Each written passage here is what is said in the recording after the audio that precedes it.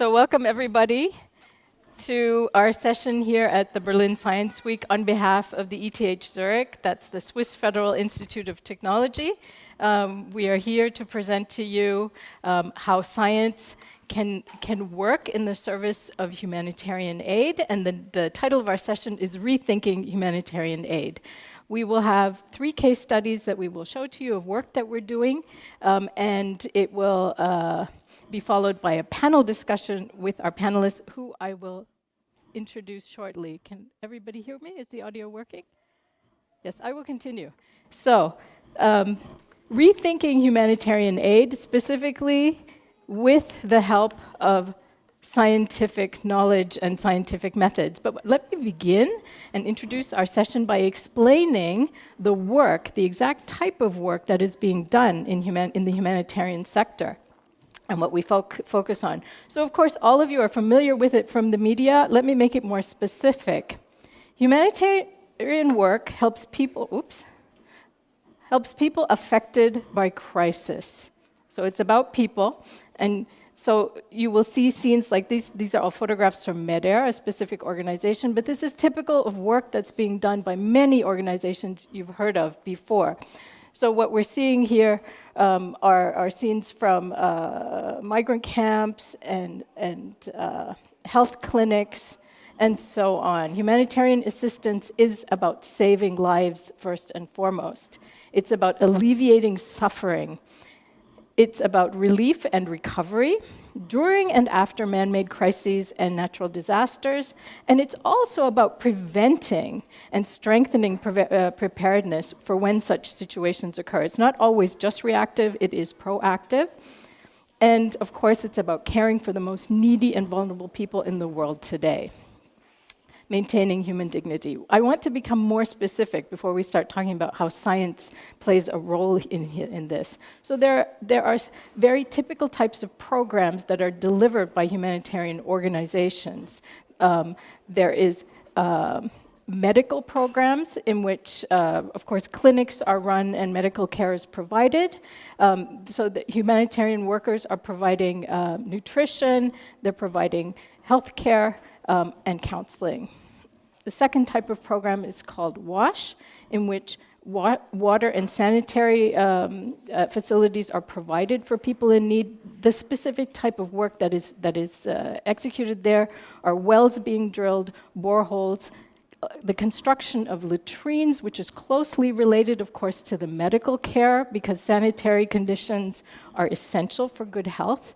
And today, in our times of pandemic, also providing hand washing facilities. And then there are shelter programs in which exactly that shelter is provided for people who are exposed to the elements as a result of natural disasters. That means building homes, building temporary shelters, tents, also disaster-proof homes. It includes the distribution of non-food items like blankets and tarpaulins and so on. This can also include repairing or creating infrastructure for the delivery of the items. In addition to these 3 principal types of program, meaning medical, WASH, and shelter, humanitarian work involves education, peace building, and protection. You've heard of some of these things through the news, but when we talk about the programs that we support, it is specifically about making this work more effective and efficient. All of this work takes place in a completely different context from what we know in our civilian lives. So the context of humanitarian work is particularly challenging, as we can imagine. So it happens at a time of crisis. It usually strikes regions that are suffering from poverty to begin with. So if a disaster, if an earthquake strikes in Japan, it may not become a humanitarian case simply because of the resource richness that exists and the institutional robustness of the context.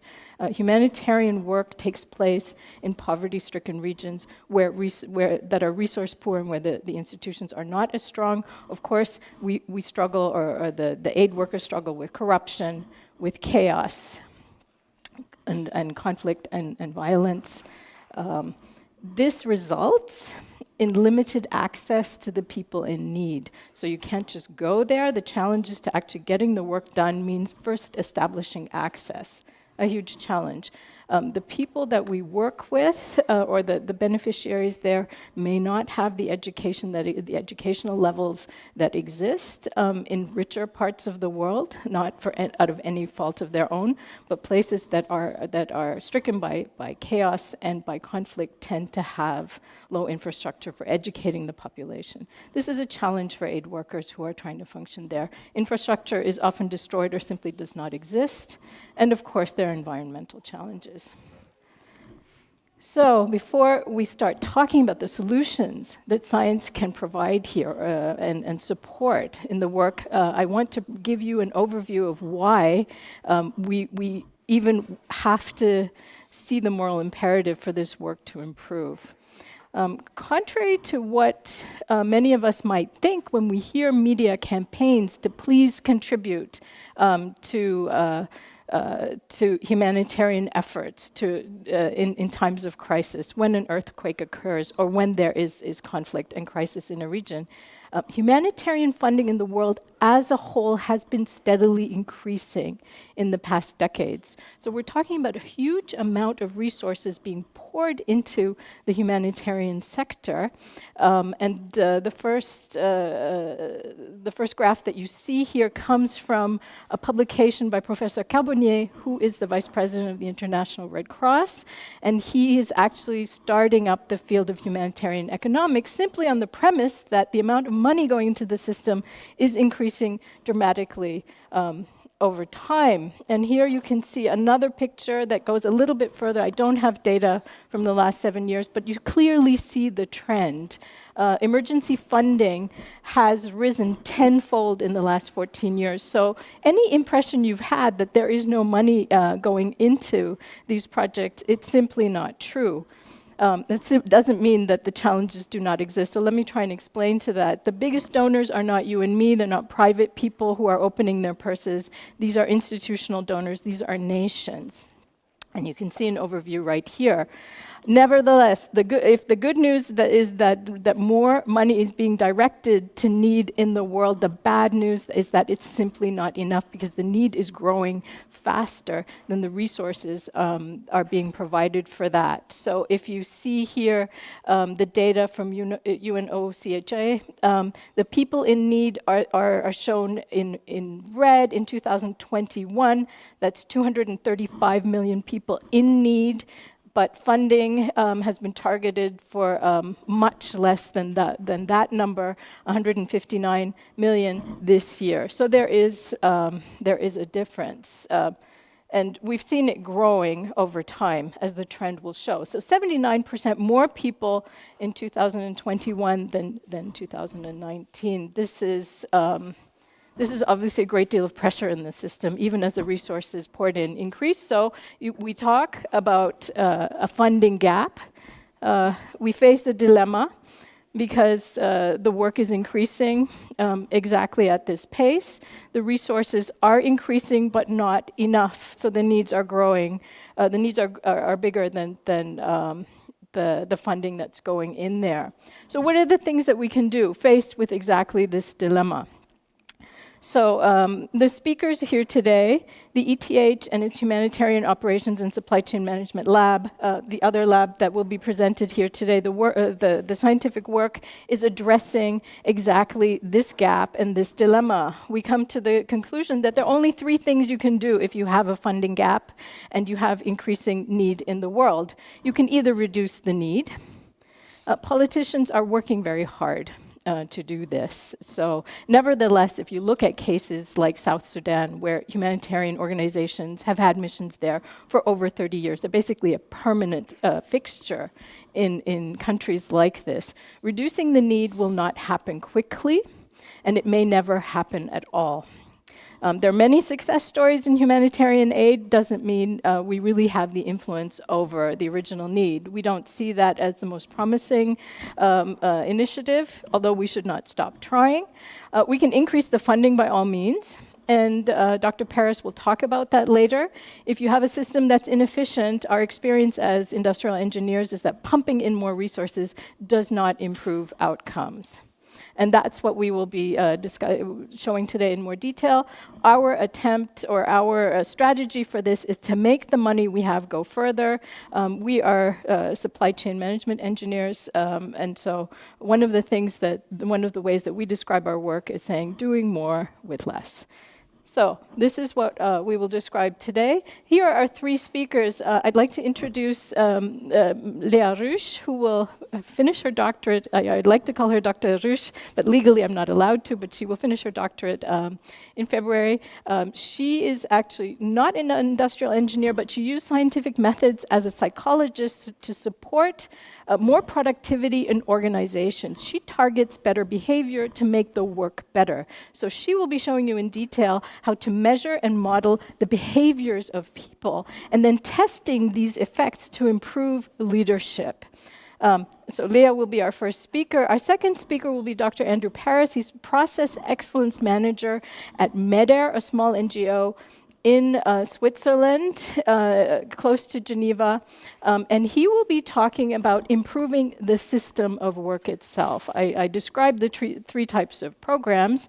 Now, what could we do to make the work that goes into delivering healthcare or providing clean water, how could we reduce waste in the work that is done there? And he will show you how an industrial method targets exactly this, and it has a very, very interesting team and organizational effect. Team productivity and the behavior and the interpersonal behavior improves as the work processes become less wasteful and less convoluted. So it's also a way of improving team engagement, which is very important, obviously. And I will close with a final presentation, very brief, that is very timely today. And this is not, strictly speaking, a humanitarian crisis, but we are working in a resource-poor environment to improve preparedness for epidemic response. In Uganda, I will give you a quick overview of what that project is doing, which is, of course, of personal interest to us all, because the world is embroiled in a pandemic. And so it's about getting medical supply to the right place at the right time to respond to sudden pandemics. And with that, I'm sorry if that introduction was a little bit fast. We have a lot to present to you today. And I'd like to pass on to our first speaker, Lea Rusch. Here you go. Thank you. Thank you very much for introducing me, and hello also from my side. It's a pleasure to be here and to talk about our work today, which is about the human element in humanitarian operations. So during the refugee crisis, the peak of the refugee crisis in 2015, there was over 1 million of people in need. Luckily, though, there were also thousands of people out there really motivated and ready to help. And back then, that made me curious. Back then, I was a student in organizational psychology, and I was wondering, how can we make this work? How can we use this powerful movement in order to make humanitarian aid more effective? So I reached out to aid workers as well as to researchers and asked them, what do you think? What do we need in order to make humanitarian aid as a whole more effective? And they said, we have to cooperate better. So what did they mean by that? So when a disaster strikes, there are hundreds of organizations out there in order to help. And this picture here is only a small excerpt of the total humanitarian landscape. So all these organizations are trying to help, however, what they are facing is restricted funding. So in this figure by the United Nations OCHA, you see that almost half of what was required by the humanitarian sector was ultimately not delivered to it. And that's why the United Nations calls in their Sustainable Development Goal for better partnerships for global development. To improve partnerships, the United Nations itself set up the cluster system. And this resonates also with research and what research tells us. So research in humanitarian operations basically says we need clusters, so that means we need coordination platforms where representatives from humanitarian organizations can meet and coordinate with each other.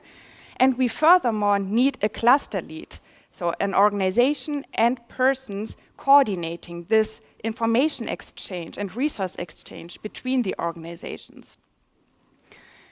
And this is reflected in practice. So over a decade ago, the cluster system by the United Nations was set up, which comprises different sections for humanitarian aid. For instance, food, nutrition, shelter, as well as logistics. And each cluster is hosted by a cluster lead. So what the cluster lead does is it organizes regular meetings in the field in affected regions, as well as on a global level, where representatives from humanitarian organizations are coming together in order to exchange resources with each other. And by resources, I mean information as well as material resources needed in order to tackle the humanitarian response. And by political mandate, this cluster lead also functions as the last resort. So that means in case there are striking resource gaps, so we already alluded to this, there are striking resource gaps. So imagine the scenario, there is an organization that needs certain material resources, such as trucks, in order to bring their relief items to an affected region, and they do not have these resources. Then the cluster lead has to come in and provide these resources.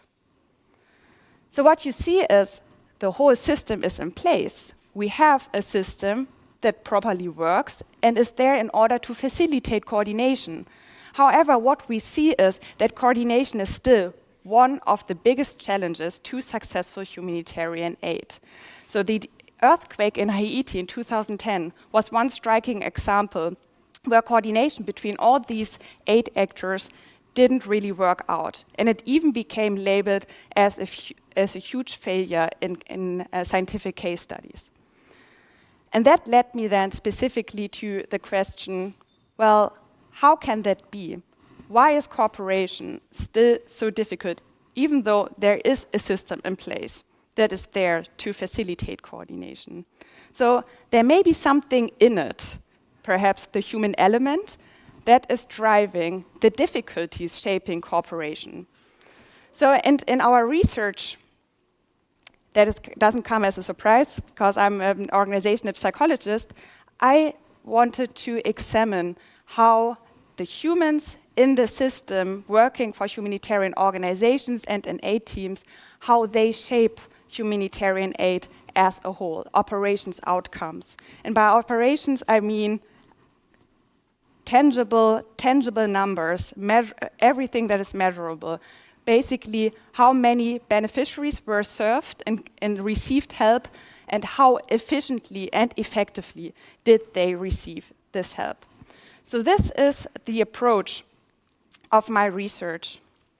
So now I will show you the specific studies that we conducted during my PhD, my team from the Kühne Logistics University and I. So we set up a research institute that is called Riloha. So if you find this interesting, you can also go on our website and see the studies that our team is conducting. So one of these studies is focused on the cluster system. So here our research question was, what kind of leadership styles does the cluster need in order to be successful? And here we first reached out to the people working in the system, because I wanted to give voice to them and let them speak and let them share their experiences that they made in the field and in these cluster meetings. So I specifically asked them, why is coordination so difficult and what do we need in order to improve it? Well, and what we found is what they were saying, the system is great and they highly appreciate it. However, at the same time, they often face these power struggles in the system, which may be at the first sight contradicting humanitarian aid as such, because we would think they all have the same objective. Of course, they want to cooperate to make it happen. However, what we find is, due to these restricted resources, the aid actors finding themselves in power struggles. So when they then come to these meetings in the field where resources, financial resources, logistics resources are allocated, then they of course also want to benefit from this resource allocation to make their response happen. If they then feel we are not getting what we want, then it's upsetting for them. This is human. So they do not get what they want, and this feeling, this anger, becomes even worse if they are observing that the cluster lead itself has two heads. So let me explain what I mean by the cluster lead having two heads. So what sometimes happens is that the cluster lead coordinating these meetings by mandate, and also by mandate being responsible to provide the missing resources, often runs operations itself. So that is, the cluster lead may sometimes have an interest itself to benefit from these meetings, and thereby also prioritizing its own needs as opposed to cluster members' needs. And this is upsetting for the cluster and decreases trust among the cluster members in the whole approach. On a positive note, though, they were also sharing scenarios where coordination works really well. And here they described a pure facilitator approach of the cluster lead. That means a cluster lead that does not run any operations and that on top serves a neutral agenda, so neutrally allocating the resources to the cluster members. So in another study, we were checking what kind of communication styles can help to improve the information sharing between humanitarian actors as well as the public. And here we used social media data because, especially to the pandemic, where we all found ourselves in remote realities, social media became an even more important communications means. So here we were asking, are there specific communication styles that improve the information diffusion of actionable advice, what should be done and what shouldn't be done during the pandemic? And here we distinguished two specific communication styles that we inferred from communication guidelines, such as the guideline by the World Health Organization. So the World Health Organization and other scientists called for authentic communication. So experts, such as humanitarian aid workers, they should communicate authentically what can be done or what cannot be done. So certainty also as well as uncertainty. But at the same time, they should also signal confidence so that we can make it happen. So then scraping the social media data and using quantitative text mining methods as well as statistical analyses, but I do not mean to bore anybody with that and to become too nerdy in that regard. However, so what we found here, and that may be interesting, is that confidence during such precarious times as the pandemic may not be as important as authenticity. So we found that authentic communication is actually really driving the information sharing and information diffusion of actionable advice during aid workers as well as the public. So in the last study I would like to show you today is also a social media study. And here we measured over 2 years to what extent humanitarian organizations actually cross-promote each other in social media.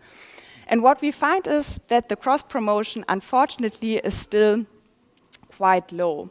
However, we also find that some groups cooperate more with each other than others. And these are those, so the institutionally funded organizations. So those that get the funding from the institutional donors, those are the ones cross-promoting each other. However, we found that the privately funded organizations may be a little bit more competitive in that regard and not cross-promoting other privately funded organizations or institutionally funded organizations. So these dynamics speak to, so we made the inference that the type of funding may create certain identities. These organizations feel identification between a certain type of organization that then also drives their cooperation. Thank you for your attention, and now I would like to hand over to Andrew.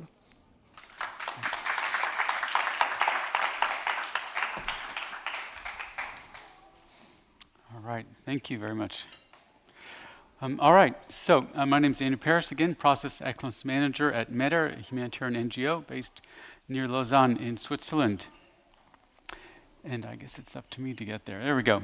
All right, so I want to talk about improving the system of work. And in fact, we talked about there are a couple of things we can do. We can reduce the need, we can increase the funding, or we can make the money go farther. And what I'm going to talk about is reducing the system of work through something called lean.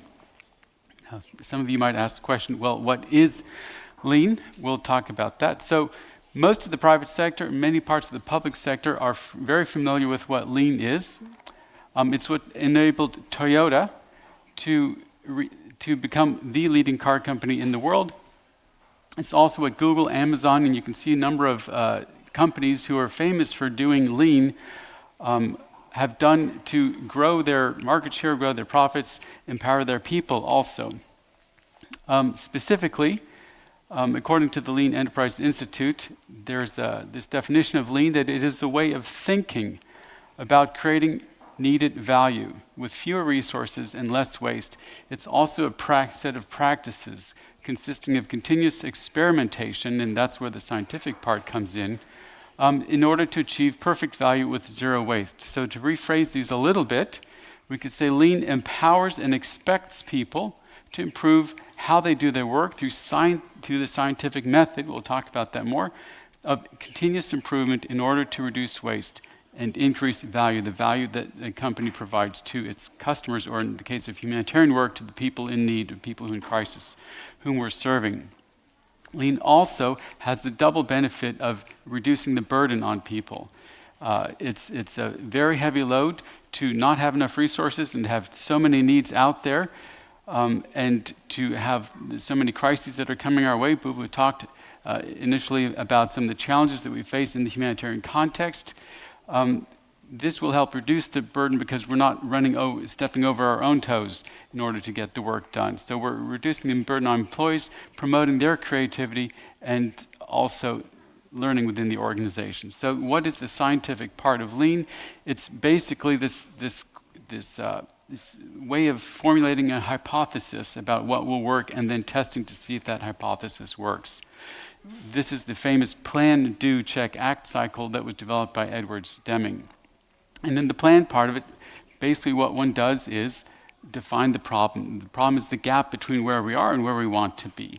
The number of people with food that they can get daily easily, for example, the number of children suffering from malaria, or whatever the case may be. But we're also looking at this now internally to the organization. We define the problem. Maybe it takes us too long to get our humanitarian supply chain needs in order to deliver them to people. Maybe it takes us too long to hire people, etc.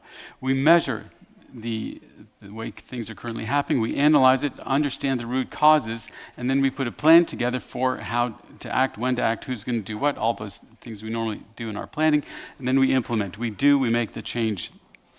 And too often, what often happens is people will stop there and say, okay, let's keep going, but the scientific method insists that what we do is we measure it, we check to see, did we make a difference? And if not, we're going to go back around in the backwards direction. If we did get what we wanted to achieve, then we go forward, we act, and we incorporate the new learning, and we move forward with the new way of doing things. So this is our scientific approach of lean, which we want to consider. How does this work in humanitarian operations? Humanitarians love Toyota vehicles. They are reliable, they are tough, they go the distance, they don't need much repair. But does this system, and lean comes from Toyota production system, does this system that was developed by lean also work? Okay, their cars work, but does their management system work in NGOs? That's the question that maybe this young man is thinking about. So we can ask the question, well, what could the impact of lean be in an NGO? Well, I'll share with you some experience now. And the simple answer, it's similar to what it is in the corporate world. If anyone's familiar with the changes, impacts, 40% reduction of this, 50% reduction of that, it's a similar type of a thing. So I spent some time with World Vision, another large international NGO, living in East Africa, working and training my colleagues there in Lean Six Sigma concepts. And things that we were able to do is to reduce over $1.5 million annually in supply chain costs mostly, reduce the span time, the time it takes to do things. For example, in processes where we targeted, we reduced almost 60% of the time it takes to do certain things. And we also began to develop a culture of continuous improvement, just getting people thinking about making small changes, a little bit here, a little bit there, every day. Some specific examples, I won't go through them, but you can see, similar to what one finds in the corporate world, not surprisingly, processes have a number of similarities, 40, 50% improvements, 80% improvements in various processes that we took on. So we can get these similar results. Also, what can be the impact? So in MEDER, the NGO that I currently work in, we've also realized significant improvements. I want to point out in particular a case study that Bubel and I documented on the MEDER response to the Beirut blast back in August 4th of last year. And the ability of people to respond quickly, to adapt on the ground, the leadership, communication practices, etc., were really instrumental in empowering, in enabling MEDER to have a great response. So that's some reference on that. Now, one might ask the question, okay, Andrew, you've told us about this thing called Lean. What's so new about Lean? These are some gentlemen who are kind of the founding fathers of Lean. In fact, there's nothing new about Lean. It's been around for 30 to 70 years, depending on when about 30 years ago when the term Lean was coined, but before that it was a Toyota thing. And Lean now is applied in virtually every sector, every industry, in governments, militaries even are applying Lean. It is a proven approach to continuously improving in the pursuit of excellence. So that's not the new part. Then the question is, well, what is the new part? Well, the new part is to apply this in NGOs, in the work, in the humanitarian work. That's the thing that's new. We recently did a very brief informal survey of a number of leaders in humanitarian organizations, asking the question, do you know anything about Lean? And how much do you know about Lean? And 87% responded, we know little to nothing about Lean. None of them said we know how to do it well enough to teach anyone else. But on the other hand, 61% said, we would like to benefit from Lean. This sounds interesting, but we don't know where to start. 22% have begun, but still are novices, and nobody says they're good at it, or again, are experts in the process.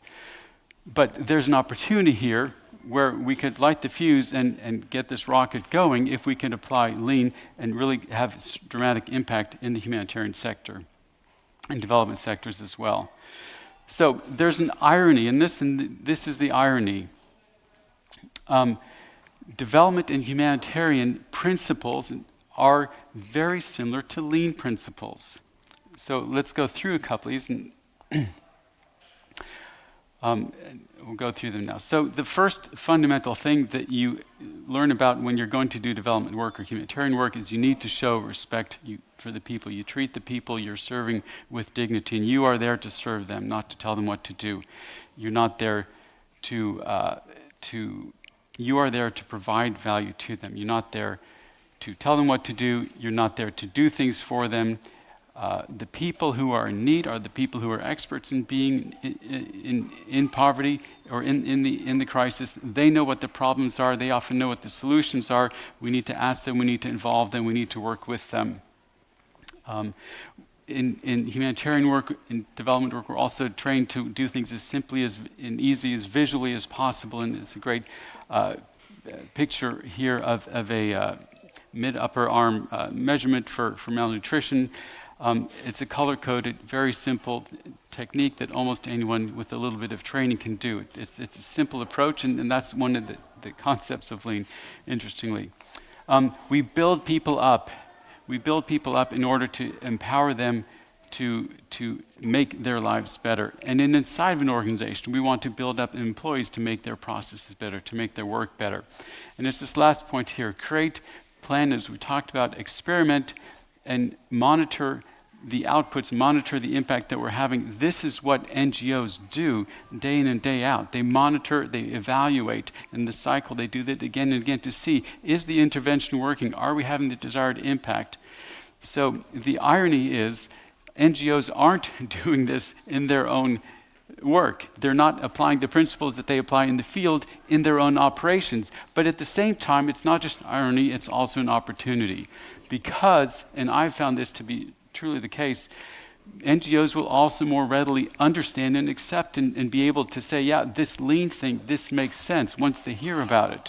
Because it is so familiar to them. It is something that is natural to them. So the novelty, where's the novelty? The novelty is in applying scientific thinking to the humanitarian operations, not just to the field work that we do and seeing if what we're doing is having an impact. It's in applying a proven private sector, corporate world approach, management system inside the NGO world, which is often nervous about these types of things. It's also in applying development and humanitarian principles, again, inside the organization, not just outside the organization in the work that we do. And it's about empowering and expecting employees to improve. We're building the capacity of our employees to improve how they do their work, and we're expecting them to do that. We're setting targets for improvement and expecting them to work better over time, improve how they do their work. And as we do that, we are making the money go farther. By what we're doing, though, is we're cutting the waste. We're cutting the things that are preventing us from making progress, rather than cutting the value that we're actually adding to communities who are in crisis. So to summarize very briefly, lean does help us to rethink our humanitarian aid and to make it better. Thank you.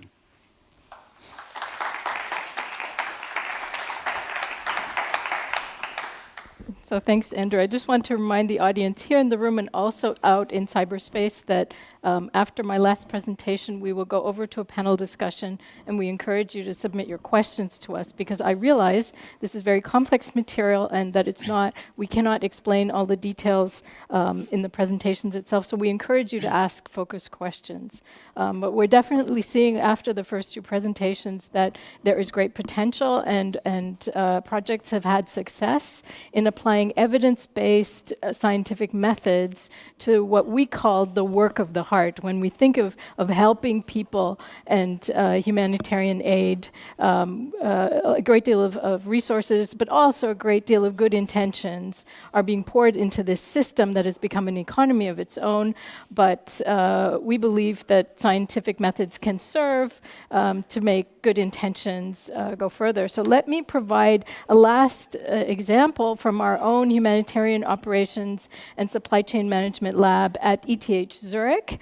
We have multiple projects running right now. Not all of them I can share with you. I'm glad to share more, but I'd like to, again, show you sort of our intermediate results from a running project that is about a topic that is affecting all of our lives right now, and that is the work we're doing with the Ministry of Health in Uganda to improve logistics preparedness for disease outbreaks in that country.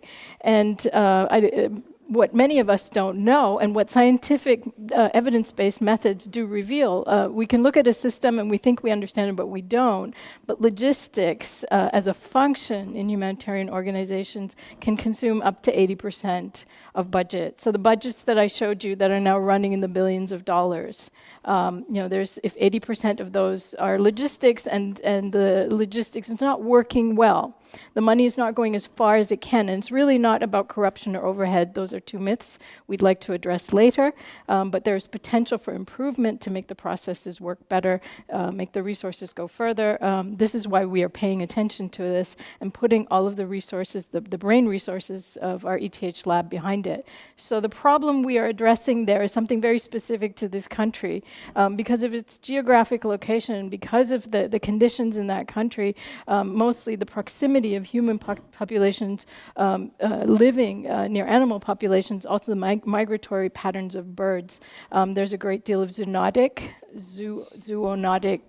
disease development. Those are pathogens that become dangerous infectious diseases by spreading from animal to human. And we were asked, and this country copes, without many of us knowing this, copes quite heroically with a list of 10, we just looked at a list of around 10 diseases that occur regularly. They know it will happen. It will break out. They just don't know when and where, but it's coming. And I'm showing you a few examples here. Ebola, scary, but the others are just as scary. Crimean Congo hemorrhagic fever, malaria, cholera, and now, of course, COVID-19. These outbreaks tend to occur in remote locations with poor infrastructure. They also come in from the bad neighbors that Uganda has, South Sudan, Congo, and so on, these extremely poverty-stricken conflict regions. So these are remote locations, as I said, makes the work very difficult. So their question is a natural one: how much material, meaning medical supplies, should be pre-positioned in which location to optimize outcomes for patients? By the way, this is a question that every single health ministry in the world is asking themselves today. But this is a challenge to the authorities in Uganda every single day. For us, it's new in its urgency. So this is a question we approached with our scientific method, and the urgency could not be greater. If Ebola if it breaks out in Uganda and spreads from the border to the city, it will have disastrous consequences for 45 million people in the country. And should it spread beyond the borders, it might affect us as well. So we have had very good experiences in using scientific methods to work on this problem, and not just medically, but really logistics methods, which is what we do at our lab. So our Humanitarian Operations and Supply Chain Management Lab began working with the Ministry of Health there in 2019 already on the Ebola response. That was our first encounter, and we had very positive experiences with that. It was also about what Leah has been studying from the psychological side. It was also about collaboration of multiple organizations trying to respond together. And then in 2021, our project was looking at basically the whole list of diseases together with the ministry. It's a close partnership now. We conducted in this year, we just completed a comprehensive baseline study where we exactly measured what is not working out right now. So we just don't, to believe you can go into a problem set like this and have good performance without a plan is simply naive. We know that is not true in any other situation, and still it tends to happen in a humanitarian situation because it's urgent. Let's just go out and do that. The scientific method says do a baseline first. We confirmed something very specific that would only have been possible because of the research that we do at our chair at ETH, is that the regular healthcare supply chain, which otherwise performs well, does not fit the emergency needs. You need a specific supply chain for that. And this creates not only underperformance in the supply of medical goods in this extremely critical situation, it creates terrible stress for healthcare workers and the ministry. So they have already realized that a decentralization of material storage would accelerate response, but now they have evidence. So they're replacing opinions and power struggles with evidence that is impersonal and something that speaks for itself. And what we have definitely uncovered is that the system there has existing assets, infrastructure, and expertise, which is a huge advantage, and it's not just a situation with weaknesses, but there are great strengths that should be measured and put into place to make the resources that they have go further. So I will just give you a quick summary of what we're doing next after the baseline study. We're in the midst of the solution search right now, and we are computing. My colleagues, I have several sub-teams working on this. We are creating a mathematical model to answer the question, how much, where, how much to store and where, and in order to have the best possible preparedness for an outbreak based on historical data or just based on where we expect the need will occur. And this is a fairly complex calculation. It can't be done by themselves. They don't have, this is support that we can provide from the university. In the same spirit of applying the methods also that Andrew has just described so far, we are working on process improvements to design the emergency response system in addition to their regular healthcare, to say, okay, what do you do when it's really an emergency so it works, so it's faster. And for example, that PPE, meaning personal protective equipment, is not ransacked by regular hospitals. If someone takes out gloves to deliver a baby, obviously that kit will not be really very useful then for isolating an Ebola patient and so on. So these are very, very simple things, as Andrew said, but small incremental improvements, when they add up, make a huge difference in performance. So we're working on that on their processes, and of course, all sorts of analytics to make, including interviews and focus groups, which are more interactive forms of solution search, to make best use of their resources. And these resources include the people, the medical supply, and the finance. And what we're discovering is that if we just improve the way the people work together, you can take very little financial resources and make it go very far. And so this is what I'd like to share with you. What we are confident will happen out of this project is that we will be able to share best practices from Uganda to the rest of the world. Because, as I said, they are doing a heroic job there with very little. And, the pandemic has shown that our own ministries of health and CDCs have not been very, very efficient in the response, that we have had enormously wasteful COVID responses. And so I hope this was interesting to you. I would like to move on to the panel discussion. We're going to sit down together and answer your questions and have a discussion to make this a little more detailed for you. So.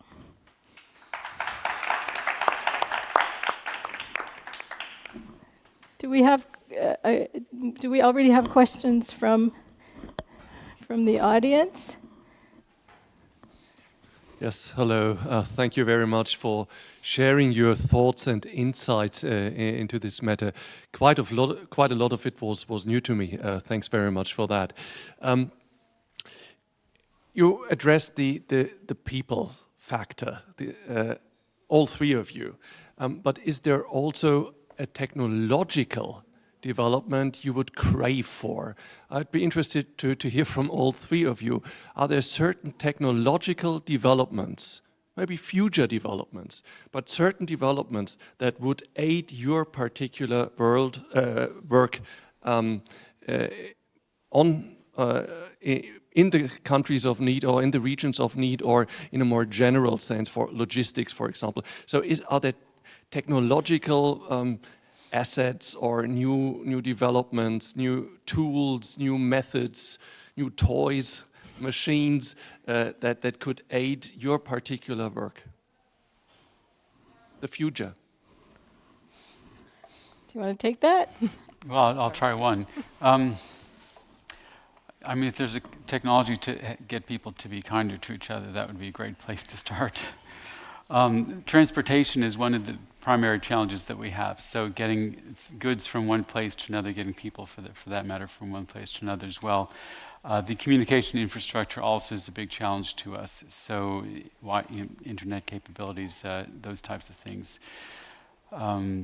Medical, obviously, if there were medical developments that would, and I know they're being made progress even now in vaccine or something to prevent malaria, those types of things which would get rid of help us reduce waterborne diseases. That's a primary challenge. So I don't know if there's one silver bullet that comes to my mind, but there are a variety of things that we definitely would benefit from the greater technological advancements as well.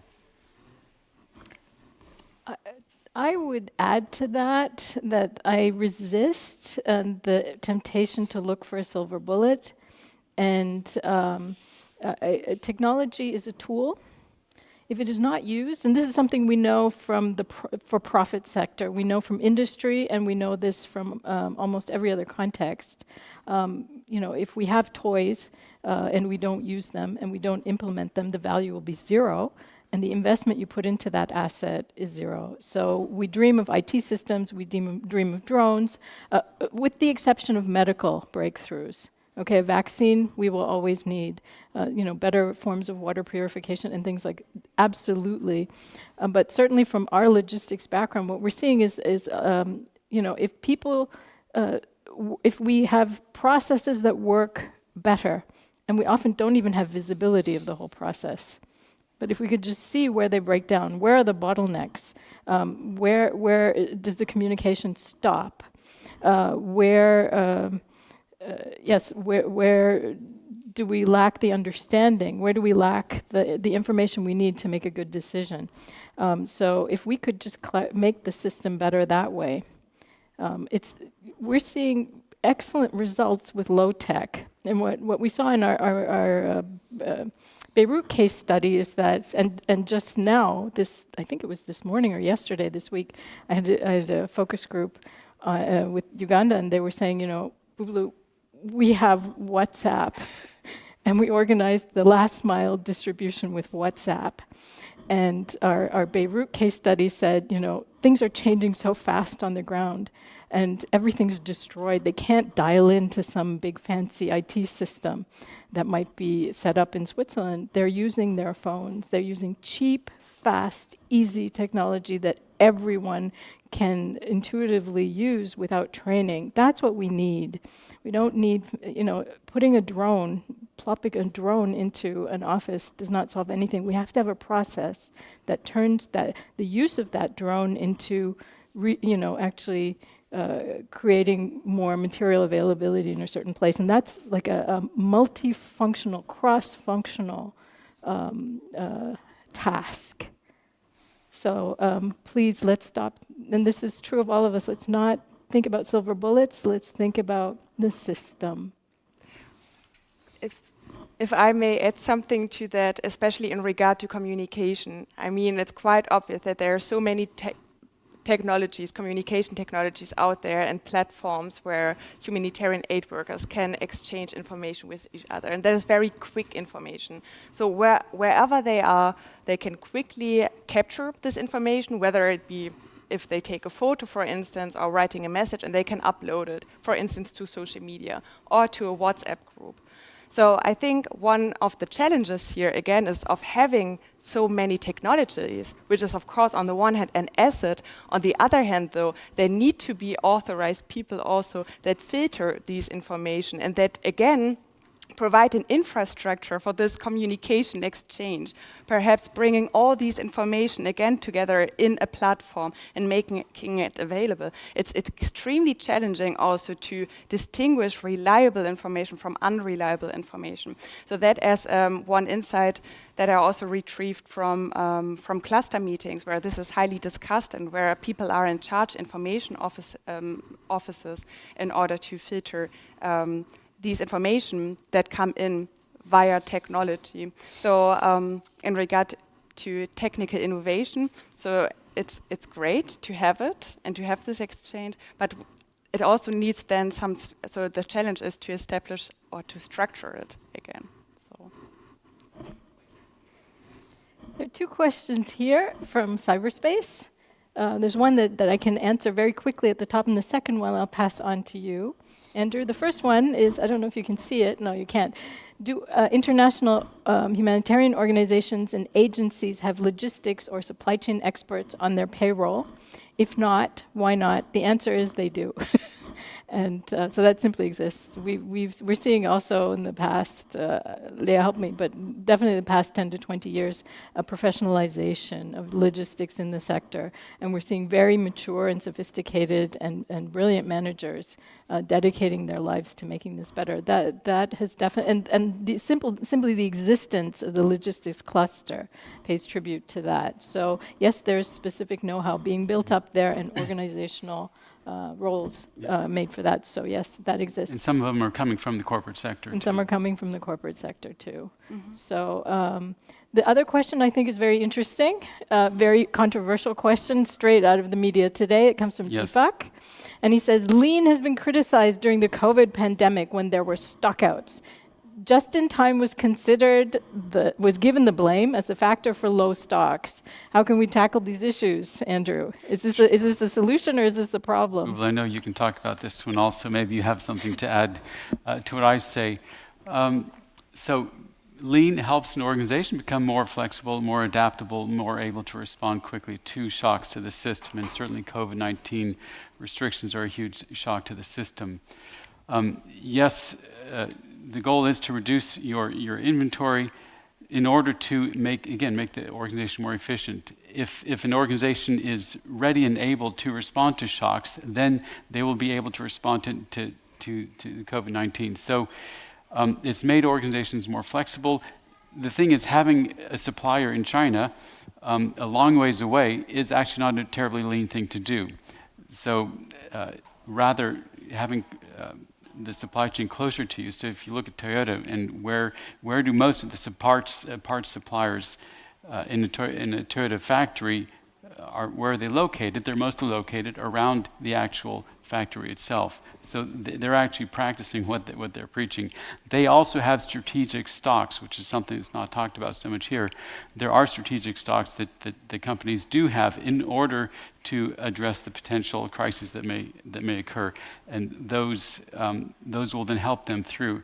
But if you can quickly start up somewhere else, another supplier closer by, because you know what the design of the part is, you know how to produce it, and you can get another vendor up and running quickly, that is going to make you more flexible and not so liable to stockouts. But Bubu, maybe you have a couple cents to add on that one too. Actually, this is something I've been trying to explain to many people during this crisis, and I'm always outraged by the media coverage that says that all companies in the world have become too lean, and that's why we don't have toilet paper for 3 hours in the supermarket this week. I think lean should never be taken literally as being the equivalent of having no stock. First of all, not every single supply chain, every single company is different, and as it should be. It should be customized and strategically fit to its purpose. Lean does not mean no stock. Lean does not mean just in time only. That's one of the tools, but it's not all. Lean is a system of thinking that is about removing waste, about continuous improvement, about orientation to the customer. Lean is not the problem during the pandemic. Lean has definitely been part of the solution because of the methods that were applied by commercial companies. If they hadn't been as agile and lean as they were, we would have seen much worse problems in our civilian life. So I won't go into that further. I do recommend the blog posts of my colleague Professor Netland at ETH, where he gives very detailed explanations of this. But I think we'll stick to our humanitarian questions here. And so these were the two questions that came in from cyberspace. How about, are there any other here in the audience? Is there anything else you'd like to know in more detail about some of the work we're doing? Good evening. I have a question considering the finances. It's a matter of fact that a huge problem is that all the donations from the countries are mostly bound to certain projects, and the NGOs don't have a lot of access to it or can't decide where to put it. And I wonder how your opinion is, how much of an impact has changing the internal system considering that? Changing the which system? The internal system. Meaning the donation system.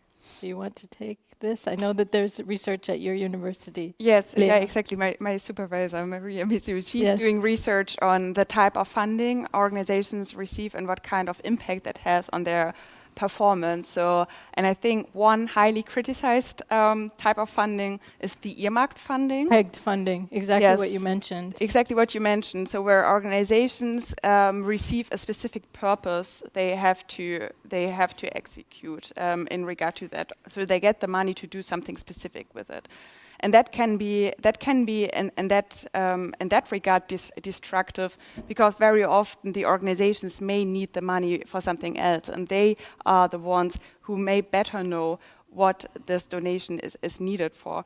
So actually what was seen is that also led to a high amount of waste, right? Yes, so it actually does. that is the problem, because they couldn't really use what was donated. I think I can only reiterate this point. The research clearly has demonstrated this in multiple contexts. It doesn't matter what program it is, doesn't matter what type of organization, what type of crisis. Earmarked funding actually creates waste in general, and obviously different degrees of waste, simply because you cannot predict in advance without understanding the system where the need will be greatest. And so, donors, a colleague of mine recently said donors actually reduce the optimal space with the best of intentions.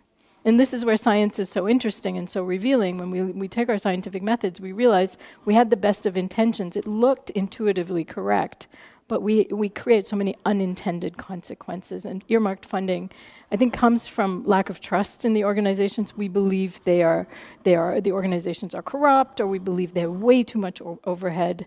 We're dealing with a lot of myths here that actually hold humanitarian work back from its maximum impact. And earmarked funding is, in all research, shown to be that way.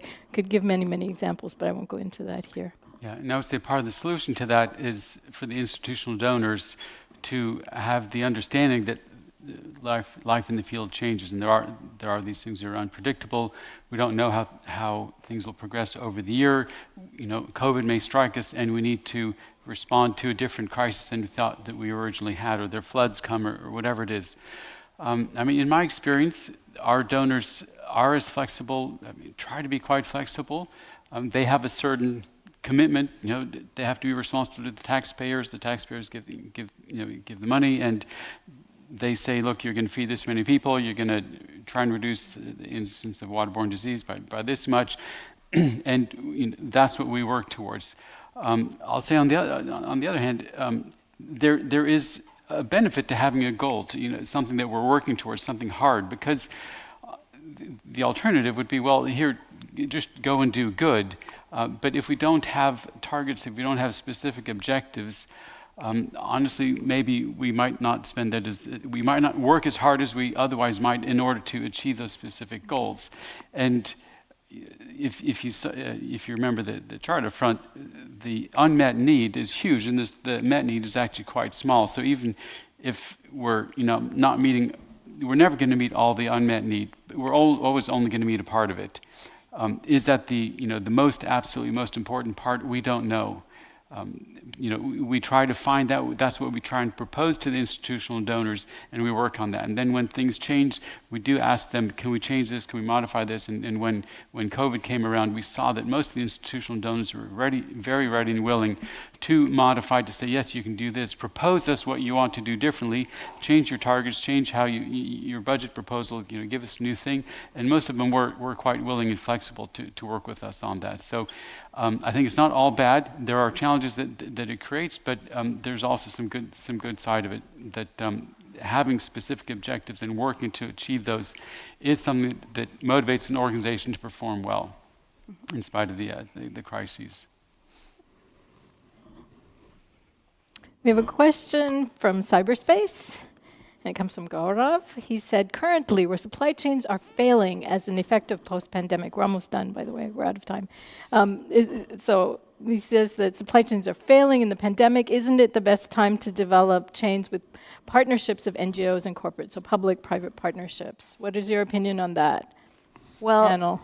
so my impression is, at least so what I'm observing, that more and more partnerships are developing between the private and the humanitarian sector, and perhaps that for private companies it becomes even more difficult to distinguish themselves from humanitarian organizations, because especially in the pandemic they became equally also socially responsible for the public as well as for the people working in their organization. And they could also see that there's a big need for that transportation asset that they have, like DHL, right? So companies like that, they are massive. They are so, and they can help. They are so powerful in that regard in providing aid by providing these assets to humanitarian organizations and also to the public. So I think that is a very positive trend that we can observe, that the sectors are increasingly merging. Exactly, and maybe to add to that, what we've gone through in the past 2 years, I think, has been an unprecedented experience for us in the rich world. That we ourselves went through a humanitarian crisis. That there were rich countries that could not look after their poor people and their sick people. That there were shortages of PPE in the U.S. And so we suddenly were in the position of the beneficiary, and that private companies, like the pharmaceutical companies and the transport companies and the hospitals and so on, the healthcare providers were suddenly in a position to show social responsibility. So I think when I looked at that and I compared it to the projects we're doing, we're thinking certainly, we could learn a lot from the humanitarian sector. So I just wanted to sort of give them a shout out for the remarkable work that they are doing. Don't always get a lot of credit for, but yes, we're going to need more partnership between the two and best practices that go in both directions. We think we have something to teach the poor and the weary and those who are disadvantaged. There's a great deal we can learn from the heroic work that they do. Maybe with that, Elizabeth, we're out of time. What a shame. I just have one really important question. It's about science. And it's come from cyberspace as well, but I had it in my notebook. Can I have permission? And so I asked both of you. So both of you are doing scientific work as super nerds. And we're all super nerds at Super Nerdy University. So how did the people in the field, the practitioners, how did they respond to your efforts to bring science to them? How did they? What are the question is, what are the barriers for implementing and for adoption of these best practices from industry and from science? What are your experiences? Sure. So, in fact, the thing that brought me to moving to Kenya, I lived in Kenya for 3 years working in East Africa, and it was because I shared some of these ideas with the actual people who were doing the work. This was back when I was in World Vision. And they said, Andrew, this is new to us. This is exciting. Come and tell us about this. Teach us how to do these things that you're talking about. They were actually eager. So there was genuine interest, and my favorite thing is when I train someone, give them, the light bulb goes on, so to speak, and they are thinking scientifically about their work. They are applying, plan, do, check, act. They're making their work better, and they're sharing that with others. The barrier is rather the organization has too many good things that they want to do. And when the leaders don't know about lean, about the scientific approach, and they comply with what they're doing in the field inside, then it gets delegated, it gets deprioritized, and it doesn't really make the progress. So it's the people themselves get excited about it, they want to do it, but the organization needs to buy into it, commit to it, and make it happen. Leah. Well, so during my projects, especially during the cluster study, we were in close contact always with the cluster and the people representing the cluster. And we were always showing them also our nerdy stuff, like the computer simulation. And we were showing them, okay, see, this is the meeting, and these are the agents, and this is how they interact. And they were like, wow, okay. So it raised their awareness in regard to this human element and leadership, and how fine nuances, like fine changes in leadership, can actually change operations outcome. So that was the first experience. And then the second was, so after the paper was written up, I also shared it with my study participants, so with the people I talked to in the beginning of my study. So I shared the study, and the first feedback was like, wow, do this more often, you researchers, scientists, because we're sharing information with you. We're really curious in order to hear what you make of it, so to what results you get. So that was, I think, first an important imperative for all scientists out there, that we should share also the work with our study participants. And then the second was, well, that we made something tangible for them, that we provided them with an empirical evidence, which was really hard to describe for them. So these emotional power struggles, so this, there's also this tension between the cluster lead and the cluster members. So they then said, well, now we can use it as an empirical evidence to address these issues in our teams. So, and that was a nice feedback for us as scientists, and but also highlights the importance to share these results with the study participants and practitioners. So thank you, then, and thank you for joining us today. And we invite you to contact us, certainly at the ETH Humanitarian Operations and Supply Chain Lab. It's on our website, and there are a lot more details about the work that we're doing. So please, we look forward to sharing more as we move forward. It's a very growing field by all means. So we hope it was interesting to you.